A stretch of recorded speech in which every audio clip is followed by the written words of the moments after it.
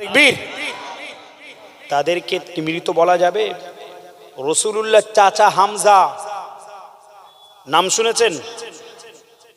হযরতে হামজা রাদিয়াল্লাহু তাআলা আনহু তিনি আমার রাসূলুল্লাহর সাথে মক্কা থেকে মদিনায় হিজরত করেছিলেন। মক্কা থেকে মদিনায় হিজরত করেছিলেন। হামজা তখন ইসলাম ধর্ম গ্রহণ করেননি। নবী পাক ইসলামের প্রচার করছেন। এমত অবস্থায় হামজা তিনি তীর চালাতে পারতেন। তীর দিয়ে পশু কি করতেন? শিকার করতেন। হযরতে হামজা তীর চালিয়ে পশু শিকার করতেন। তীর ধনুক দিয়ে জঙ্গলে চলে যেতেন, পশু শিকার করতেন, জীবিকা নির্বাহ করতেন। তাই তাকে তীরন্দাজ সাহাবী বলা হয়। তীরন্দাজ সাহাবী বলা হয় হামজা রাদিয়াল্লাহু তাআলা। ইসলামের ইতিহাসে সাইয়্যিদাতুশ শুহাদা হযরতে হামজাকে বলা হয়। আমার নবী পাক এক সময় সেই ছোট্ট আমিনার কুঠিরে এসে মাথাটা নিচু করে চোখ দিয়ে টপ টপ টপ টপ করে পানি ফেলছেন। মর্মাহত অবস্থায় আমার নবীজির চাচা হযরতে হামজা এসে বলল, এ আব্দুল্লাহর বেটা মোহাম্মদ, আজকে তোমার মুখটা বড় মলিন, আজকে তুমি ক্রন্দন করছো, মাথাটা বাবা তুমি নিচু করে, কি হয়েছে? কি তোমার কি কোনো সমস্যা হয়েছে? কেউ কি তোমার মেরেছে? আমার নবীজি সেই সময় মর্মাহত অবস্থায় আবু জেহেলের বাড়ির দিকে ফিরে, নবীজির বাড়ির জন্মভিটের কাছে আবু জেহেলের বাড়ি, আবু কুবাইস পাহাড়ের ওই চারদিকে যেখানে নবীজির জন্মভিটে আছে, একটা হলো দুটো পাহাড়, একটা আবু কুবাইস পাহাড়, একটা গাজ্জা পাহাড়। সেই গাজ্জা আবু কুবাইস পাহাড়ের পদদেশে, আমি সেই ইতিহাস আর বলবো না, বললে অনেক লম্বা হবে আমার ভাইরা। আবু জেহেল ওই বাড়ির দিকে ইঙ্গিত করে, সেই সময়টা আব্দুল্লাহর বেটা শিশু মুহাম্মদ সাল্লাল্লাহু আলাইহি ওয়াসাল্লাম বলেছিলেন, চাচা ওই আবু জেহেল আমাকে প্রহার করেছে। হযরতে হামজা বললেন, আবু জেহেল প্রহার করেছে। তীরটা নিলেন আর ধনুকটা নিয়ে বললেন, আমি আবু জেহেলকে যতক্ষণ না মারবো, আমি আব্দুল্লাহর বেটা মোহাম্মদ ও আমার ভাতিজা শোনো, আমি হামজা ততক্ষণ পানি এবং ভাত স্পর্শ করব না। জোরে বলুন সুবহানাল্লাহ। একটু জোরে বলা যাবে না সুবহানাল্লাহ? নারে তাকবীর। তখন হামজা ইসলাম ধর্ম গ্রহণ করেননি। হামজা ছিল মুশরিক, হামজা ছিল বেদী, হামজা ছিল কাফের। তখন বলছে, আমি যতক্ষণ না আবু জেহেলকে না মারবো ততক্ষণ পানি স্পর্শ করব না। সঙ্গে দৌড়ে চলে গেলেন আবু জেহেলের বাড়িতে। এই আবু জেহেল, তোর এত বড় সাহস! আমরা বনি হাসিম গোত্রের কুরাইশ বংশের, আমরা আব্দুল মুত্তালিবের পুত্র হামজা এখনো মরেনি। আমার ভাতিজাকে কেন মেরেছিস? তুই ভাবছিস আমার ভাতিজার পাশে কেউ নেই? আমার ভাতিজা এত ভালো ভালো কথা বলে। হয়তো আমি ভাতিজার হাতে হাত দিয়ে ইসলাম ধর্ম গ্রহণ করেন, কিন্তু আমার ভাতিজা ভালো ভালো কথা বলে, তাকে আল আমিন বলা হয়, সত্যবাদী বলা হয়, নাই নিষ্ঠবান একজন সে পুরুষ, সুপুরুষ। আমার ভাতিজাকে মারার মতো দুঃসাহস কি করে হলে বল? আবু জেহেল বলল, সে তার নির্বিকারে তার সেই ধর্ম প্রচার করছে, আর আমাদের ধর্ম দিন দিন লোপ পেয়ে যাচ্ছে, ধর্মে লোক কমে যাচ্ছে, তাদের ধর্মে লোক বেশি বেড়ে যাচ্ছে। আমি আবু জেহেল সহ্য করতে পারিনি, আমি তাকে ঘাড় কত কষিয়ে দিয়েছি। হযরতে হামজা বলল, তাই রে বেটা, তুই যখন ঘাড় কত কষিয়ে দিয়েছিস, লে আমিও তোকে কিছু কষিয়ে দেই। হামজা সেই সময় ধনুক আর তীর ছিল, সেই ধনুরু দিয়ে আবু জেহেলকে সদরে পিটালেন। পিটিয়ে আব্দুল্লাহর বেটা মোহাম্মদের কাছে এসে বলছে, মোহাম্মদ তুমি একটু খুশি হও, তুমি একটু হাসো আমার দিকে ফিরে, কারণ আমি তোমার চাচা হামজা বড় খুশি হয়ে যাব। আমি তোমার সেই শত্রু, তোমাকে যে করাঘাত করেছে, তোমাকে যে মেরেছে, প্রহার করেছে, সেই হিশামের পুত্র আবু জেহেলকে আমি মেরে এসেছি। আমার নবীজি বললেন, না নেভার চাচা, আমি এতে খুশি হব না, কারণ আমি প্রতিশোধ পছন্দ করি না। আমাকে আল্লাহ ওমা আরসালনাকা ইল্লা রাহমাতাল লিল আলামিন, পারা নাম্বার 17, সূরা নাম্বার 19, সূরা নাম্বার 21, সূরার নাম আম্বিয়া 107 নম্বর আয়াতে আল্লাহ বললেন, ওমা আরসালনাকা ইল্লা রাহমাতাল লিল আলামিন, আমি আল্লাহর নবীকে রাহমাতাল লিল আলামিন হিসাবে পাঠিয়েছি। জোরে বলুন সুবহানাল্লাহ। तमाम পৃথিবীর করুণা স্বরূপ পাঠিয়েছি, রহমতের আধার করে পাঠিয়েছি। চাচা আপনি মেরেছে, আমি বড় খুশি হয়ে যাব এটা ভাবছেন নেভা? আপনি যদি না মেরে আবু জেহেলকে, আপনি আবু জেহেলকে প্রহার না করে, প্রতিশোধ না নিয়ে যদি আপনি একটাবার ঈমানের কলেমা পড়ে নেন, আমি ভাতিজা আব্দুল্লাহর বেটা মুহাম্মদ বড় খুশি হয়ে যাব। জোরে বলুন সুবহানাল্লাহ। হযরতে হামজা কি দিল ছিল!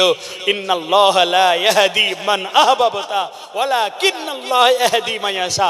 আল্লাহ বলেন, আমি যখন যাকে হেদায়েত দেই পৃথিবীর মানুষকে পথভ্রষ্ট করতে পারে না, আর আমি আল্লাহ যাকে হেদায়েত দেই না পৃথিবীর কোনো মানুষ তাকে হেদায়েত দিতে পারে না। হেদায়েতের মূল চাবিকাঠি আমি আল্লাহ আমার নিজের হাতে। জোরে বলুন সুবহানাল্লাহ। আর একটু চিল্লাই বলুন। আল্লাহ পাক ডাইরেক্ট কারেকশন করে দিল হামজার বুকের মধ্যে, দিলের মধ্যে। দিল বুকটা মানে ছারকার হয়ে গেল।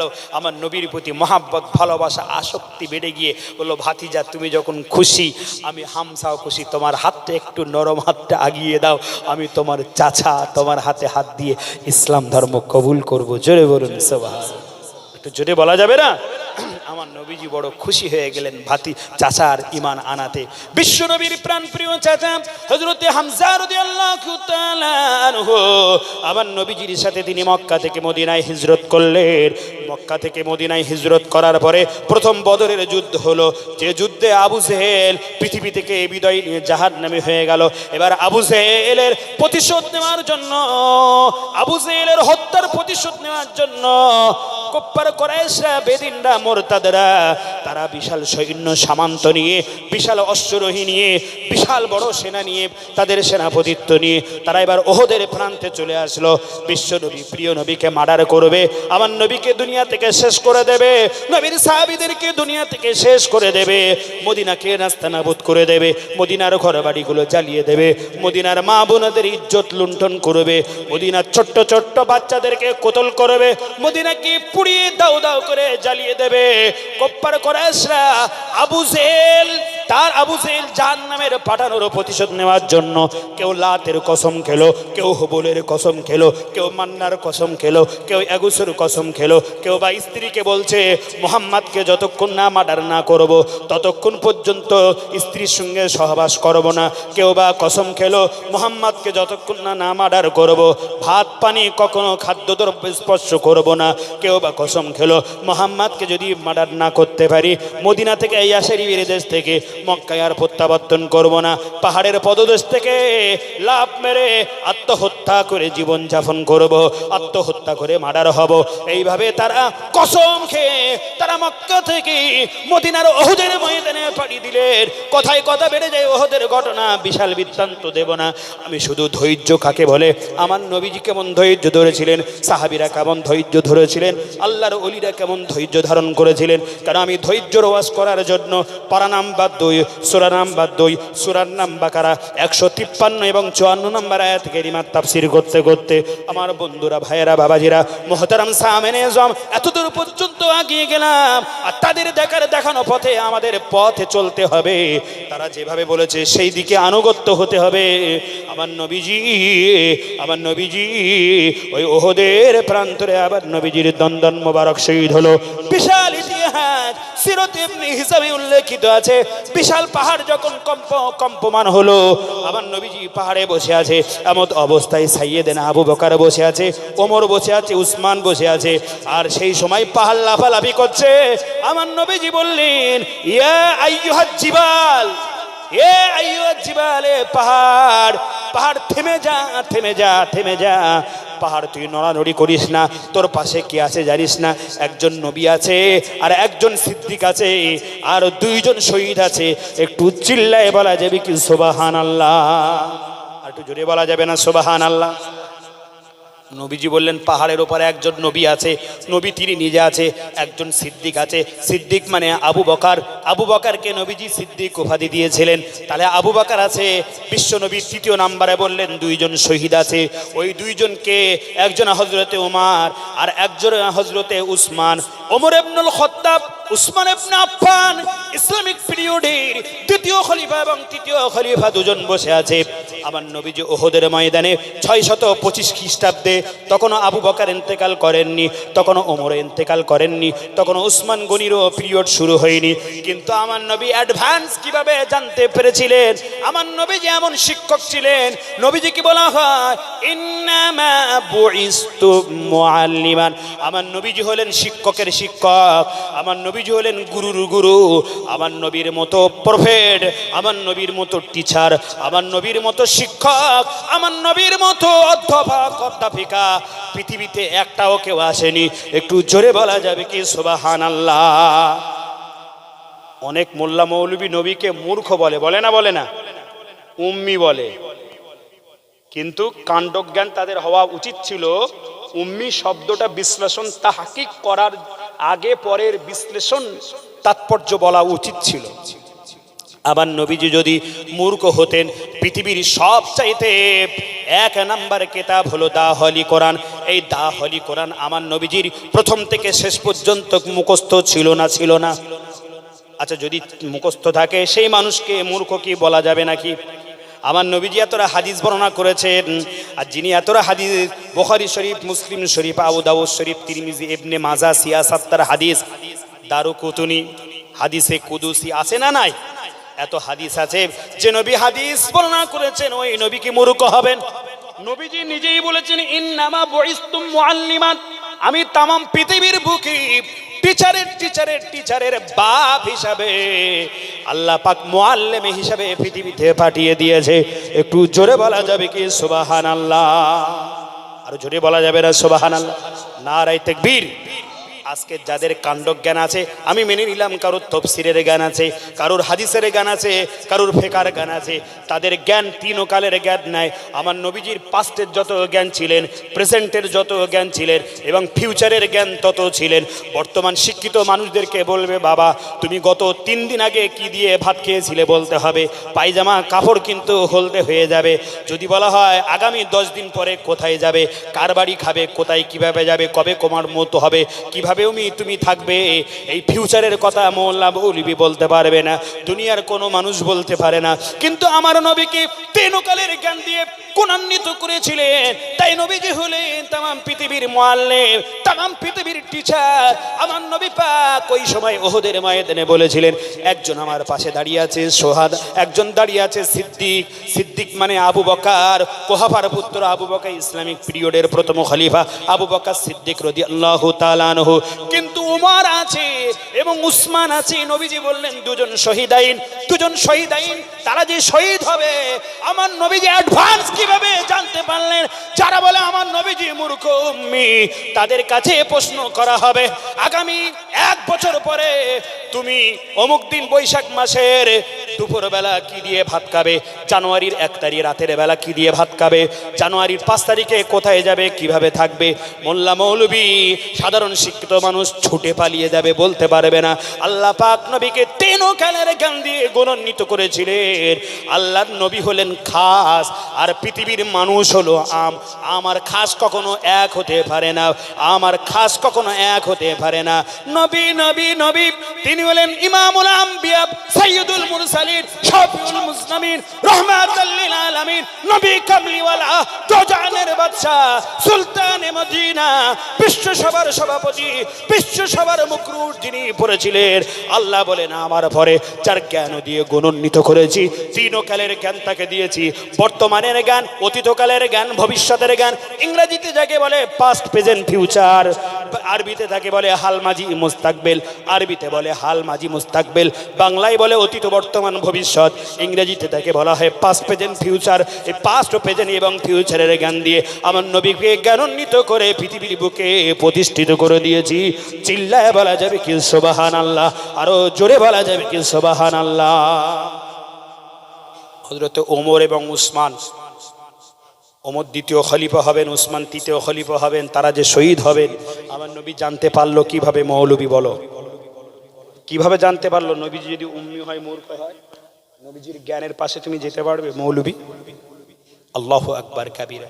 আমার নবী বললেন পাহাড় থেমে যাও, একজন শহীদ, 2জন শহীদ আছে আর একজন আছে সিদ্দিক। হে পাহাড় থামো, আমার নবীজি সাল্লাল্লাহু আলাইহি ওয়াসাল্লামের ওই উহুদের ময়দানে দন্দন মোবারক শহীদ হয়েছিল। হযরতে হামজাকে শহীদ করে দিয়েছিল যিনি, তার নাম হলো ওয়াহশী।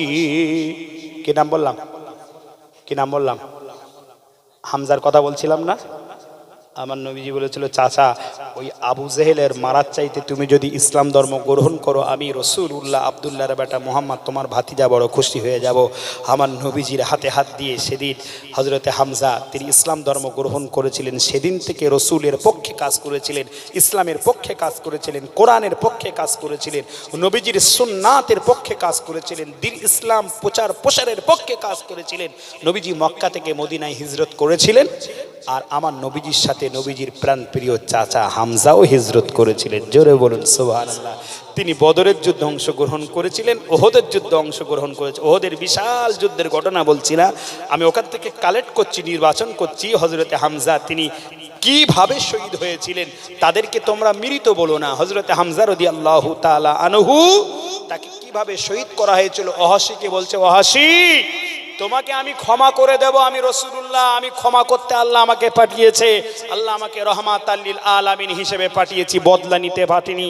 আজকের এই মক্কা বিজয় হয়ে গেল ওয়াহশী, আমি সবাইকে ক্ষমা করে দিলাম। ইসলামের পক্ষে বিপক্ষে কোনো রকম আর কিছু চলবে না, কোনো রকম করাঘাত চলবে না, কোনো রকম বিচার চলবে না, কোনো রকম বিশ্লেষণ চলবে না, কোনো রকম বিপক্ষে পক্ষে কোনো রকম সওয়াল জবাব চলবে না, কোনো রকম শোধ প্রতিশোধ চলবে না। আমি রাসূলুল্লাহ কমপ্লিট করে দিলাম, আমি এন্ড করে দিলাম। কেন? ফতে মক্কা হয়ে গেল।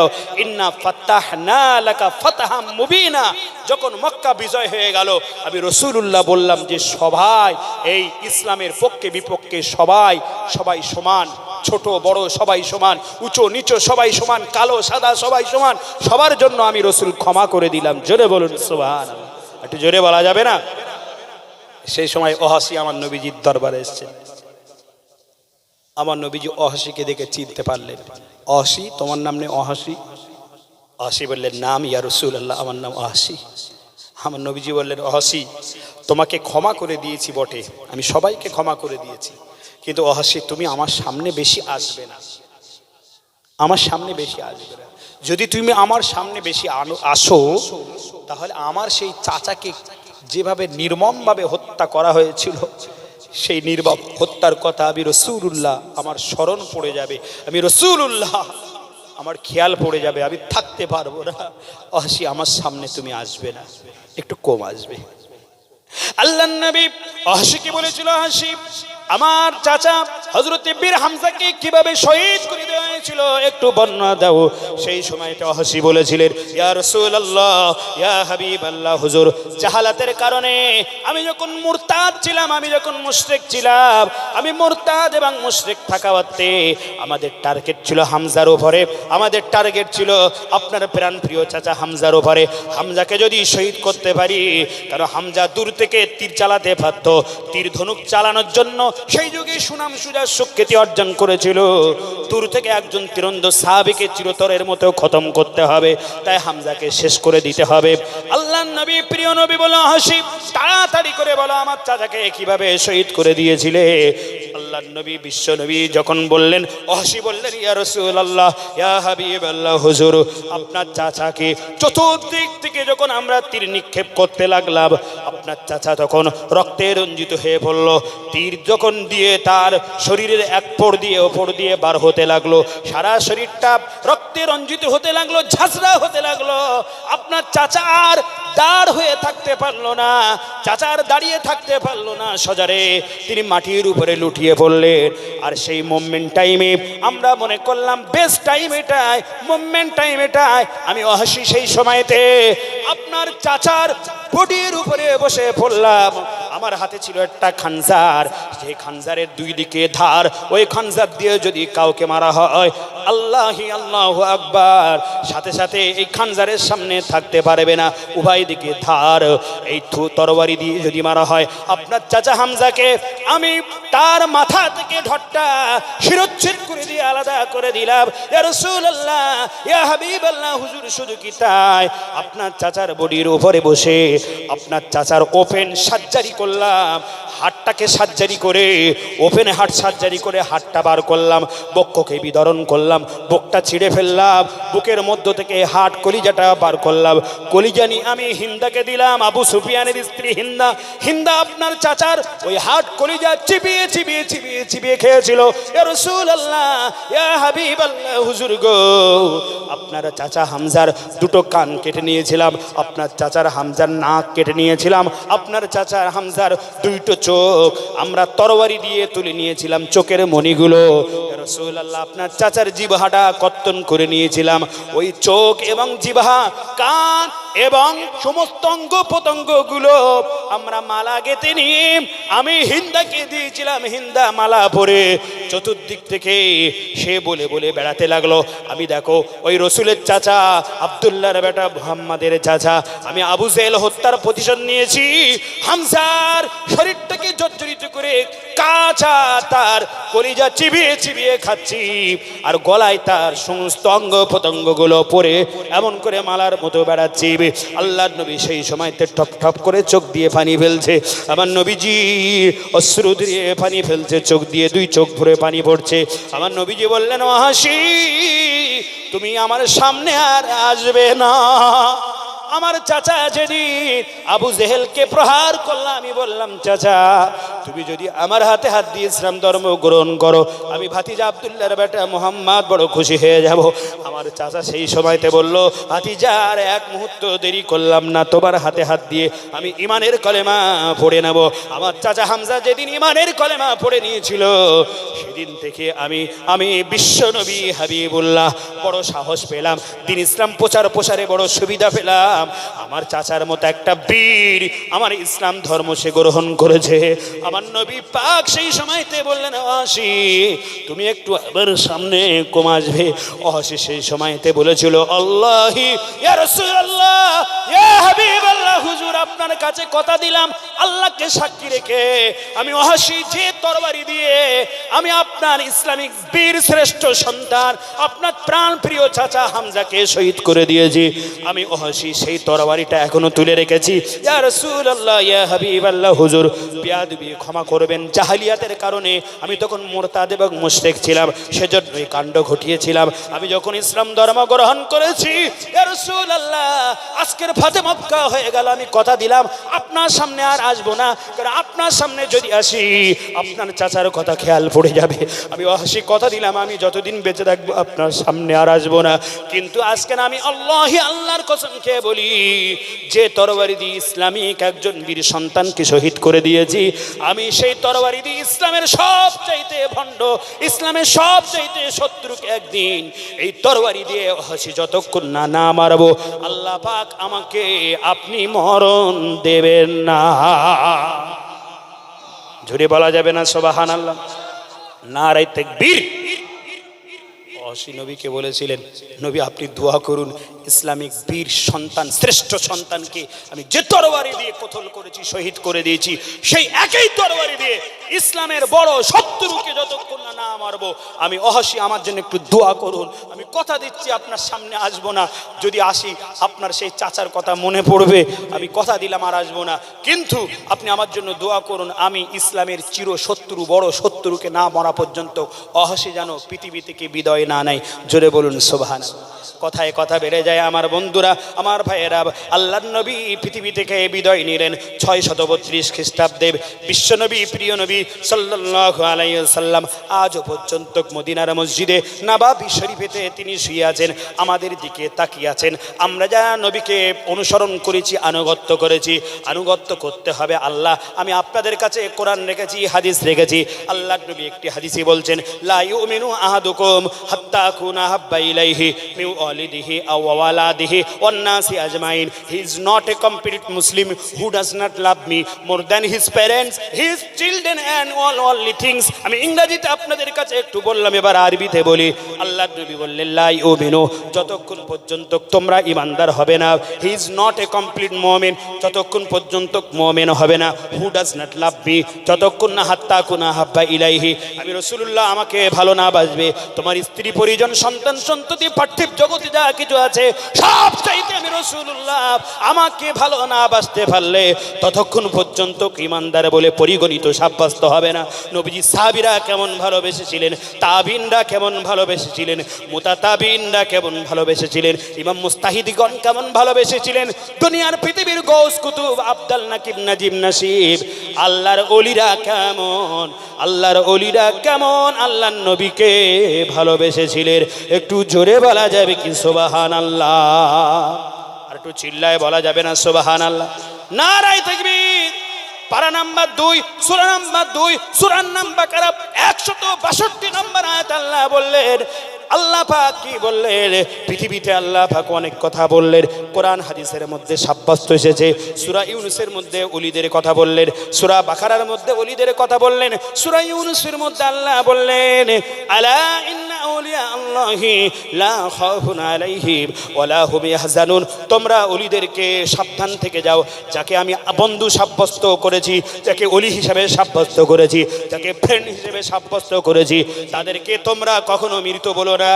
লা খাউফুন, তাদের কোনোদিন ভয় হয় না, ওয়ালা হুম ইয়াহজানুন, তাদের কোনো দুশ্চিন্তা থাকে না। একটাই কারণে, আল্লাযীনা আমানু ওয়া কানু ইয়াত্তাকুন, তারা খোদা ভীরুতাই শীর্ষে অবলম্বন করেছে, তারা মুত্তাকি হয়েছে, পরেশগারিতা অবলম্বন করেছে। লাহুমুল বুশরা ফিল হায়াতিদ দুনিয়া ওয়াল আখিরা, তাদের জন্য সুসংবাদ রয়েছে দুনিয়ায় এবং আখিরাতে। এটা আল্লাহ পাক বন্ধুদের জন্য সাব্যস্ত করে দিয়েছেন, কোট করে দিয়েছেন কোরআনের মধ্যে। আল্লাহর যত ওলিয়াত কামেল আছে তারা আল্লাহকে ভয় করার মতো ভয় করেছিল। বড় পীর আব্দুল কাদের জিলানী রাহমাতুল্লাহ আলাইহি আল্লাহকে ভয় করার মতো ভয় করেছিল, ধৈর্য ধারণ করার মতো ধৈর্য ধারণ করেছিল। খাজা মুঈনুদ্দিন চিশতি আজমিরি সানজিরি রাহমাতুল্লাহ আলাইহি আল্লাহকে ভয় করার মতো ভয় করেছিল। খৌফ ইলাহি কেমন ছিল, ধৈর্য তারা ধারণ করেছিল। এমন করে নিজামুদ্দিন আউলিয়া, কুতুবউদ্দিন কাকি, হযরত খাজা বাকিবিল্লাহ, ফরিউদ্দিন আক্তার রাহমাতুল্লাহ আলাইহি, হাসান বসরি, রাবিয়া বসরি রাহিমাহুল্লাহ, মুজাদ্দিদুজ জামান আমিরুশ শরিয়াত পীর আবু বকর সিদ্দিকী আল কুরাইশি নাওমারাল্লাহু মারকাদাহু, আল্লাহ পাক কবর থেকে জান্নাতুল ফেরদাউসের সুউচ্চ মাকাম দান করুক। সকলে একবার জোরে বলা যাবে কি আল্লাহুম্মা আমিন? আর একটু জোরে বলা যাবে না আল্লাহুম্মা আমিন? নারায়ে তাকবীর। আচ্ছা, মুজাদ্দিদুজ্জামান দাদা হুজুরকে পীর ওলি বলে কে কে মানেন? হাত তুলুন। এর পক্ষে প্রচুর দলিল আছে, আমি অন্য সময় দেবো, কেন সময় ততটা হবে না।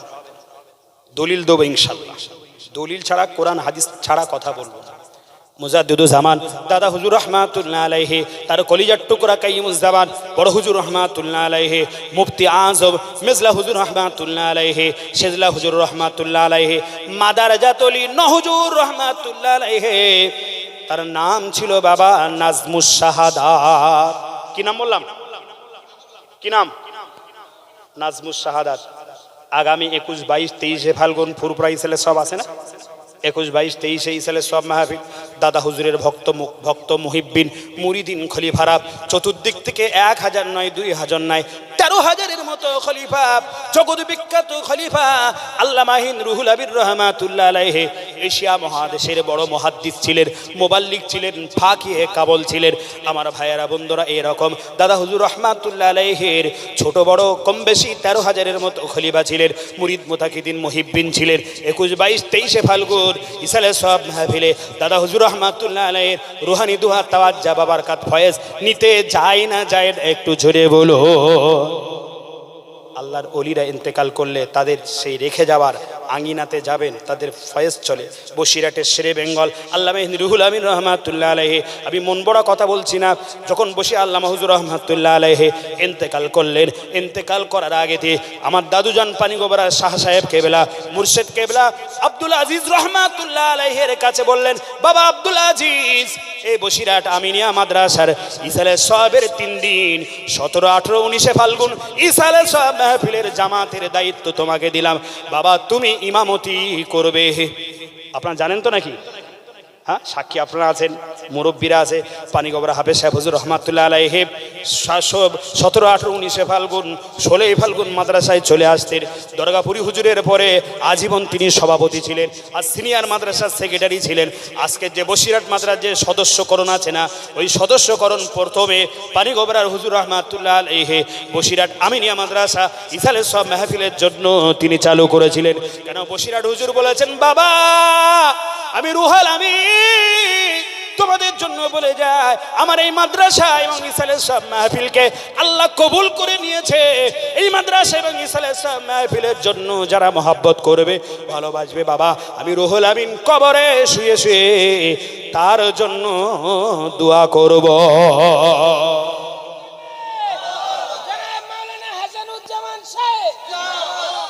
আচ্ছা, যিনি বলেছেন রুহুল আমিন রহমাতুল্লাহ কবরে শুয়ে শুয়ে দোয়া করব, তাহলে কবরে ওই ব্যক্তি রুহুল আমিন রহমাতুল্লাহ জীবিত তো নাকি না মৃত? জীবিত, মাশাআল্লাহ। সে আল্লামা রুহুল আমিন রহমাতুল্লাহ আলাইহি তিনি পানিগোবরা হুজুরকে বলছে, বাবা আব্দুল আজিজ আমি মরে যাবার আগে থেকে তোমাকে দায়িত্ব দিলাম। এই ছেলে সব মাহফিলে দরগাপুরি হুজুর এবং বসে আল্লামা হুজুর তারা দায়িত্ব দিয়েছিলেন জামাতে ইমামতি করার জন্য। হুজুর কেবলা ইমামতি জায়গায় দাঁড়িয়ে যেতেন। ওই যে ত্রিমণিতে একটি মসজিদ আছে, গোপাল খা স্টেট মসজিদ। ত্রিমণি পার হয়ে ডান দিকে একটা মসজিদ আছে, গোপাল খা স্টেট মসজিদ, সুন্দর এখন দেখে মোজাইক দিয়ে সুন্দর করা ত্রিমোহিনীতে। ওখানে একজন হুজুর কেবলার ভক্ত মানুষ, তানার বাড়িতে আমার ভাইয়েরা বন্ধুরা হুজুররা যখন ইসালের সব মাহফিলে আসছেন তাদের বাড়িতে থাকে। হুজুরদের একটা বাড়ি তৈরি করে দেওয়া হয় না, সেই বাড়িতে থাকে। এখন তো মোল্লা মৌলবীরা 8টা থেকে 10টা টাইম আসবে, 8টা বাজে সোদা স্টেজে, কেন সময় নেই, 3টে 4টে মাপতে হবে। 1 ঘন্টা 1.5 ঘন্টা 2 ঘন্টা আবার এক জায়গায় নেওয়া আছে, 3টে 4টে করে সব যেন কি পালা করছে, এখানে 2 ঘন্টা ওখানে 1 ঘন্টা। আর আল্লাহর অলিরা বসিরহাট হুজুরের কিতাব খুলুন, আল্লাহর অলিরা বড় হুজুরের কিতাব খুলুন, এমন করে তাদের জীবন বৃত্তান্তর ইতিহাসের পৃষ্ঠা পড়ুন। পানিগোবরা হুজুরের জীবন বৃত্তান্তর ইতিহাসের পৃষ্ঠা খুলুন। আল্লাহর কামিলিয়াত অলিরা তারা আগে থেকে যেতেন বাবা, তারা গিয়ে তারা তাসাউফ শিক্ষা দিতেন, আধ্যাত্মিক শিক্ষা দিতেন। আর এখন তাসাউফ শিক্ষা আধ্যাত্মিক শিক্ষা কিছুই নেই, বালায় নেই, শুধু জাহিরি শিক্ষার বলিয়ান হয়ে আমরা বড় বড় কথা বলি। তারা যেমন জাহিরি শিক্ষা অর্জন করেছিলেন, এলমে বাতিনি শিক্ষা অর্জন করে এলমে লাদুন্নির ষোল শিখারে পৌঁছে গিয়েছিলেন। একটু চিল্লায় বলা যাবে কি সুবহানাল্লাহ? এলমে মারেফাত, এলমে শরিয়াত, এলমে হকিকত, এলমে তাসাবুর শিক্ষা বলিয়ান হয়ে আল্লাহকে ডাইরেক্ট কল করতে। আমার আল্লাহ বলেন, মান কানা লা ইলাহা ইল্লাল্লাহ, যে ব্যক্তি আল্লাহর হয়ে যাবে, কান আল্লাহু লাহু, আল্লাহ তার হয়ে যাবে। আর আল্লাহ যার হয়ে যাবে, ও কুল্লা শাইইন আনফাউন নাস, तमाम পৃথিবী আল্লাহ সেই ওলির জন্য বশ বানিয়ে দেবে। জোরে বলুন সুবহানাল্লাহ। পানিগোবরা হাফেজ সাহেব হুজুর রহমাতুল্লাহ আলাইহি বাবা ওই ত্রিমোহিনীতে একজনের বাড়িতে বিশ্রাম করছেন। আর ওই যে দরগাপুরি বজলুর রহমান দরগাপুরি হুজুর রহমাতুল্লাহ আলাইহি, খোলা পাতায় যাবেন, তার মাজার শরীফ আছেন। বজলুর রহমান দরগাপুরি হুজুর রহমাতুল্লাহ আলাইহি বলেছিলেন, বাবা কবর খোঁড়া যদি জায়েজ হতো, আমি বসিরহাট হুজুরের কবর খুঁড়ে দেখিয়ে দিতাম বসিরহাট হুজুর কেমন জিন্দা ওলি। একটু জোরে বলা যাবে না সুবহানাল্লাহ? সেই বজলুর রহমান দরগাপুরি বলছেন, আমি বসিরহাট হুজুরের কবর খোঁড়া যদি জায়েজ হতো, আমি দেখিয়ে দিতাম বসিরহাটের শেরে বেঙ্গল, এশিয়া মহাদেশের মুবাল্লিগ ফাকিহ, তিনি ছিলেন আল্লামা, অগাধ জ্ঞানের সাগর। আর এখন যাকে তাকে আল্লামা বলা হচ্ছে, ভাই আল্লাহু আকবার কাবীরা, যাকে তাকে আল্লামা বলা হচ্ছে। 1 বছর 2 বছরে মুফতি, 1 বছর 2 বছরে আল্লামা, কি আশ্চর্য! আমরা ভয় পাই মুফতিদের দেখে। মুফতি মানে কি? তার প্রচুর জ্ঞান থাকবে, শরীয়তের জুজি মাসলা, কাণ্ড জ্ঞান সব কিছু থাকবে। আর এখন জাত পাত সব শেষ হয়ে যাচ্ছে, যখন তখন। আমি 1 বছরে একটা কোর্স করলাম, আমি মুফতি হয়ে গেলাম। আল্লাহু আকবার। মুফতি আগে সব ছিল, মুফতি আজম মিজলা হুজুর রহমাতুল্লাহ আলাইহি, তাকে মুফতি আজম বলা হতো। আমার ভাইয়েরা বন্ধুরা, কথায় কথা বেড়ে যায়, সংক্ষেপ আলোচনা। মুজাহিদে মিল্লাত দরগাপুরি হুজুরকে পানিগোবরা হাফেজ সাহেব হুজুর শাহ সাহেব কেবলা আমার দাদুজান হাফেজ সাহেব হুজুর রহমাতুল্লাহ আলাইহি বলছে, ও হুজুর দরগাপুরি হুজুর, আমি আব্দুল আজিজ ঘুমিয়ে পড়বে, একটু বিশ্রাম নেব, ফজরের ওয়াক্তে যেন আমার ঘুমটা যদি না ভাঙে, আপনি একটু আমাকে ডেকে দেবেন, আমি ফজরের এমন করে জামাতে আজানের আগে যেন উঠতে পারি। জোরে বলা যাবে কি সুবহানাল্লাহ?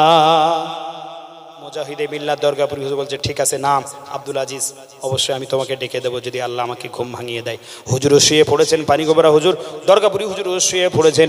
এমত অবস্থায় দরগাপুরি হুজুরকে ডাকতে হয়নি বাবা। আমি আগে বলেছি আল্লাহর ওলিদের যেখানে ইসালের সওয়াব হবে, যেখানে তাদের জীবন বৃত্তান্তের কথা আলোচনা হবে, রুহানি হালাতে তারা সেখানে থাকে।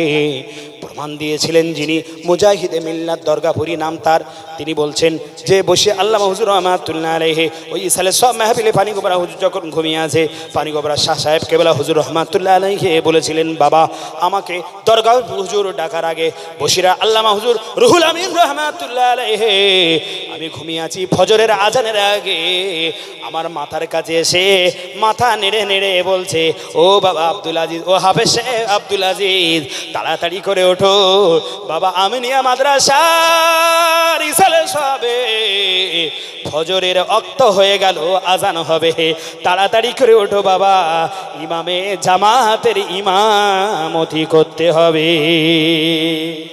জোরে বলা যাবে না সুবহানাল্লাহ। তারা আধ্যাত্মিক জগতের শৈল শিকারে পৌঁছে গিয়েছিলেন। নাজমুস সাদাত হুজুর রহমাতুল্লাহ আলাইহির কথা বলছি। তারা জিকির ফিকির মুরাকাবা মুশাহিদার শৈলা শিকারে পৌঁছে গিয়েছেন। নহুজুর পীর কেবলা রহমাতুল্লাহ আলাইহির কাছে বাবা পানিগোবরার আমার দাদু জান হাফেজ সাহেব হুজুর রহমাতুল্লাহ আলাইহি 21 22 23 সালে সব মাহফিলে গিয়েছেন। সবাই লাইনে দাঁড়িয়ে আছে, হুজুর কেবলাও লাইনে দাঁড়িয়ে আছে। হুজুরের হাতে হাত দিয়ে একটু মুসাফা করবে, একটু নাজরানা দেবে। পানিগোবরা হুজুর দাঁড়িয়ে আছে লাইনে 21 22 23 সালে সব মাহফিলে। এমত অবস্থায় নাজমুস সাদাত নহুজুর পীর কেবলা রহমাতুল্লাহ আলাইহি তানার সাহেবজাদা বাকি বিল্লাহ হুজুরকে বলছে বাবা, ও বাবা বাকি বিল্লাহ, ওই পানিগোবরা শাহ সাহেব কেবলা আব্দুল আজিজ দাঁড়িয়ে আছে, সবার সামনে দাঁড়িয়ে আছে, সাধারণ মানুষের সঙ্গে দাঁড়িয়ে আছে লাইন দিয়ে আমার সাথে মুসাফা করার জন্য। তাদের মধ্যে কি খুসুসিয়াত ছিল, কি আদব ছিল, আদব শিক্ষা ছিল। নহুজুর পীর কেবলা রহমাতুল্লাহ আলাইহি বাবা কথায় কথা বেড়ে যায়, সংক্ষেপ আলোচনা। বাকি বিল্লাহ হুজুর রহমাতুল্লাহ আলাইহি বলছে বাবা বাকি বিল্লাহ পানিগোবরার ওই আব্দুল আজিজকে ডাকো, একটু বসতে বলো। পানিগোবরা হুজুর রহমাতুল্লাহ দেখলেন হুজুর পীর রহমাতুল্লাহ আলাইহির হাতে হাত দিয়ে বাবা মুসাফা করে সুদখোর টাকা দেয়, ঘুষখোর টাকা দেয়, জেনাখোর টাকা দেয়, মদখোর টাকা দেয়, এমন করে পরের দ্রব্য হরণ করা তারাও টাকা দেয়, আল ঠেলে নেওয়া তারাও টাকা দেয়, চাষিরা টাকা দেয়, ফেকে টাকা দেয়। দাদা হুজুর রহমাতুল্লাহ কলিজার টুকরো মুফতি আজম মেজলা হুজুর পীর কেবলা রহমাতুল্লাহ আলাইহির ভাই নাজমুস সাদাত রহমাতুল্লাহ আলাইহি যাকে মাদারজাত ওলি বলা হতো বাবা, সেই মাদারজাত ওলি রহমাতুল্লাহ আলাইহি একই জায়গায় টাকা রাখছে। পানিগোবরা হুজুর মনে মনে ভাবছে, তাই নহুজুর পীর কেবলা একই জায়গায় টাকা রাখছে। কোনটা মদখোরের টাকা, কোনটা ঘুষখোরের টাকা, কোনটা জেনাখোরের টাকা, কোনটা অবৈধ টাকা, কোনটা হালাল টাকা, কোনটা বেহালাল টাকা, হুজুর একই জায়গায় রাখছে।